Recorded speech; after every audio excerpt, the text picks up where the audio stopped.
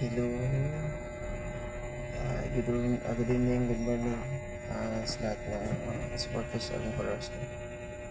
Please po subscribe po sa YouTube ko guys. So, i-share ko lang yung guys may na po nakita guys, ibalita sa balita po. So, nangyari po yan December 17 pa lang yung nangyari yung Red Eye Security sa nakapost ng SM. Sa akin lang sa akin sa part sa ako security, alam po natin yung alam po natin yung 11GO, di ba? And then 11GO guys, dapat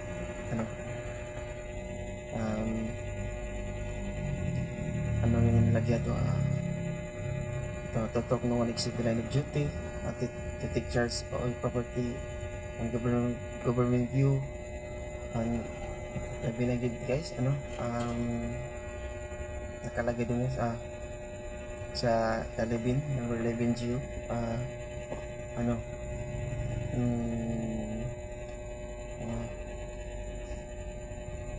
yun guys, alam yun guys, yung sa part na tayo guys, alam mo natin yung guys, naka-training po tayo sa training center. And then ako guys,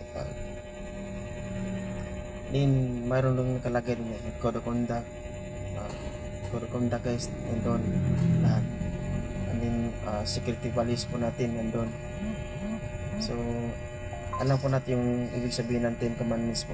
Alam po yun natin, to give service, accept the emotional others, criticism of religion, diba? Yun lahat nakalagay din sa 10 commandments po. So kung nakapanood din po, so nangyari po lang sa guys, sa kabady namin sa SM, sa SM po, naka-duty po sa SM sa hindi po yun tama po yung ginawa mo buddy. Bago yung ginawa mo, pag-isipan mo na yung tama po yung ginawa mo. Yung hinarap mo yung ginawa mo para lang hinaras mo, at the end buddy, naka-violation din ka dun. Saan parts naka-violation sa hindi mo pinapalo yung 11GO. Dahil marami na nagsasabi ng mga security, yung mga kabady namin, hindi na daw importante yung 11GO. Mali po yun. Hindi po natin itanggal po natin sa on duty po natin, lalo na po yung 10 commandments po. And then po, kung may anak ka naman buddy, kung mayroon ka namang anak or pamilya, alam mo yan paano you have to handle a family. Dapat yung ginahandle mo sa family mo, yung your values mo, dapat ginawa mo din sa iba. Yung ginawa mo dapat ginawa mo dun. Tinanong yung bata na yan, bawal po na bawal, alam mo natin yung bawal. Pag hindi sila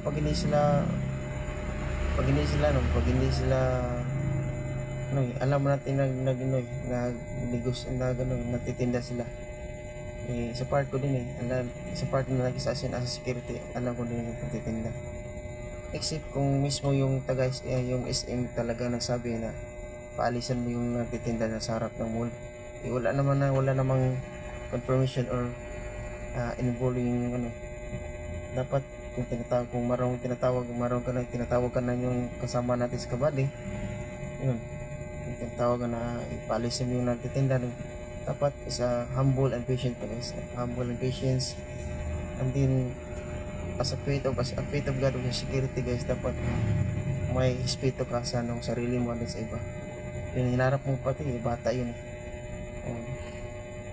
And then alam po na yung ako bilang magulang din ako, pag ganyan nakita ko dyan sa anak ko yung ginagawa mo sa ginagawa ng kabady natin, totally magalit talaga ko dahil malaki yung pagkamali yung ginawa niya. Hindi niya alam yung what is the meaning of security training. Yung hindi po natin kailangan po natin iniisip po natin yung ating dignidad, ating lisensya. Dapat ini-keep in mo na to yun. Keep it mo na to yung license nito. Kasama po yun nating values. So, yun lang mali. Sana sa lahat ng security ano, paki-comment lang po please. Yung lahat ng security share ko lang po. Ako ako din yung problema ko dito ano at salamat din sa Diyos dahil totally claim na yung binabayad ko sa firearms ko dahil nawala din ako ng firearms sa duty ko. Hindi ko naman sinasadya dahil wala pong security po hindi makatulog walang security po hindi makatulog sa bumigay yung katawan natin. So tanggapin nyo natin yung mali and then tanggapin natin yung mali natin pagkamali at then sa tao pala sa mga sa mga ISO dapat tingnan po yun ng mga sitwasyon sa security. Huwag mo natin pag mali yung kabady namin galit kayo yan. Nasa lugar yung galit natin dahil respetuhin po tayo ng kabady, respetuhin po tayo ng isang security bilang head ng security officer. Dapat nirespeto din yung sarili nila. Ayun lang, sana may learnings po tayo yung ginawa ng ating kabady. So God bless po and